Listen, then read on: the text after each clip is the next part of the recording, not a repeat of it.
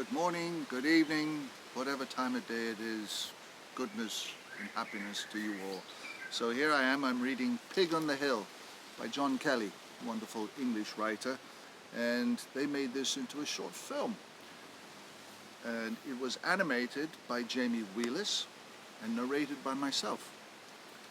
And you'll see it somewhere out there on the ether. I think it's on YouTube, I'm not sure where, but it's won lots of awards at film festivals, and I'm very proud to be part of Pig on the Hill.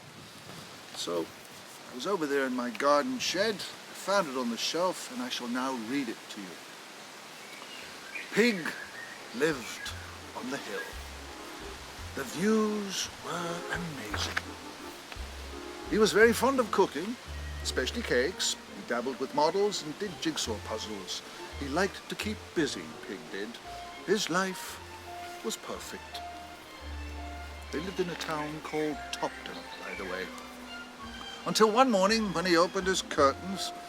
Good morning. Beautiful day, isn't it? Quack, quack, quack, quack. Pig agreed, but secretly wished the duck would just go away. He was spoiling the view. Such a marvelous spot, you can see for miles. Pig watched the duck. He seemed to be taking notes. Eventually, he flew off, and Pig breathed a sigh of relief. But the very next morning, the duck was back. I'm going to build a house here, he said. It's just such a marvelous spot. Quack, quack, quack, quack, quack, quack, quack. Over the next few days, there was hammering, sawing, banging, scraping, drilling. The duck even had a swimming pool delivered. Pig tried his best to ignore the disruption, and eventually the duck's house was finished. There was a knock at the door a few days later. "Hi there, neighbor," said the duck. "Good to see you." Pig had no choice but to let him in. His new neighbor was full of stories. The duck seemed to have been everywhere and done everything. Things Pig had only read about in books. Time for a sip of tea.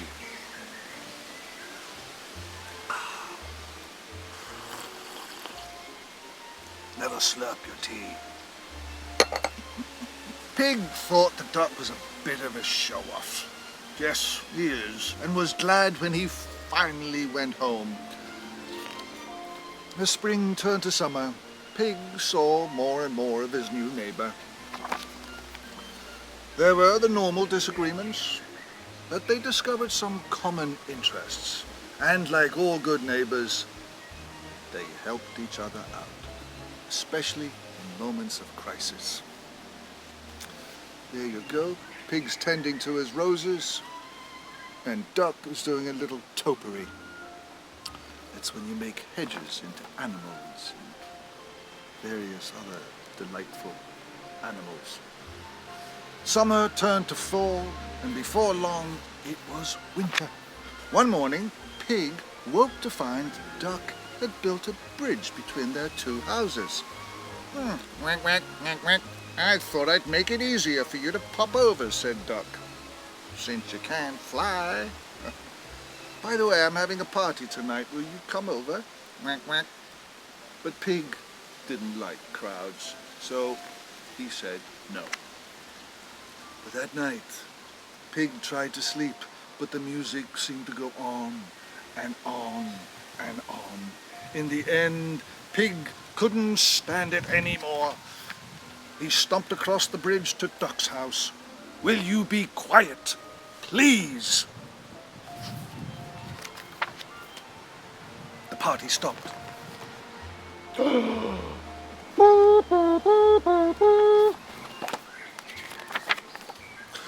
"I'm very sorry," said Duck. "I'm so sorry." He sent all of his guests home at once. Pig went back to his house, went back to bed, but couldn't sleep.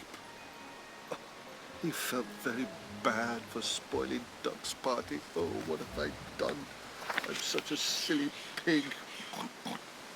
In the morning, he crossed the bridge again to apologize. There was a note on the door. gone away.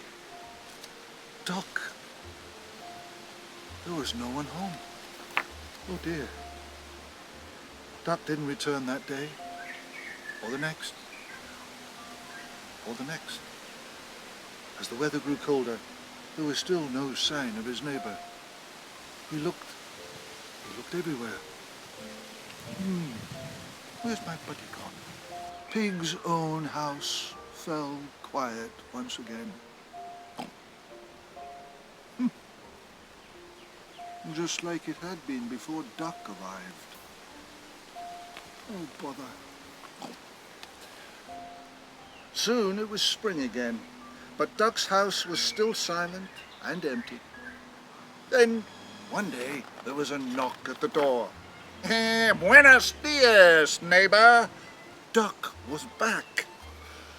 He explained that every year, when it got too cold, he flew off, somewhere nice and warm, like Hawaii. Maybe he's out on the beach right now. Duck brought presents back from his holiday. He got a big sombrero for Pig and a poncho. Soon things were back to normal.